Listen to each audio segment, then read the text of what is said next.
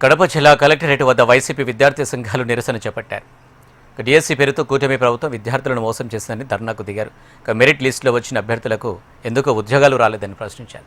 Mega డిఎస్సీని కూటమి ప్రభుత్వం దగా డిఎస్సీగా మారిందని ఆరోపించారు. మంత్రి నారా లోకేష్ వీటిపై స్పందించి అభ్యర్థులకు న్యాయం చేయాలని వైసీపీ విద్యార్థి సంఘ నాయకులు డిమాండ్ చేశారు. మెగా డిఎస్ అనేది ఇది ఒక దగా డిఎస్సీగా తయారైంది. ఇదే 2 సంవత్సరాలు పూర్తి చేసుకొని టీడీపీ గవర్నమెంట్ ఏదైతే అధికారం వచ్చిన తర్వాత అధికారం రాకముందు యువగలం పదయాత్రలో 25,000 ఉద్యోగాలు ఇస్తానని చెప్పి అధికారంలోకి వచ్చిన తర్వాత అది కూడా సంవత్సరం తర్వాత 16,347 పోస్టులు భర్తీ చేయడం జరిగింది. ఆ 16,347 పోస్టుల్లో చాలా అవకతవకలు జరిగి ఎన్నో కుంభకోణాలు జరిగాయి. దాదాపుగా ఒక్కొక్కరి దగ్గర నుంచి 10 లక్షల నుంచి 15 లక్షలు వరకు ఇప్పించుకున్న దాఖలాలు మనకు అందరికీ తెలుసు.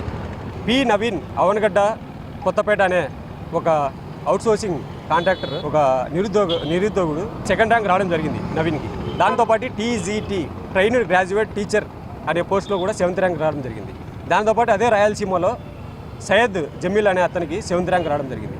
వీళ్ళందరూ ఎందుకు మెరిట్ లిస్టులో లేరు అని చెప్పి ఈ సందర్భంగా విద్యాశాఖ మంత్రి ఎవరైతే ఉన్నారో నారా లోకేష్ గారిని సూటిగా మేము ప్రశ్నిస్తున్నాం.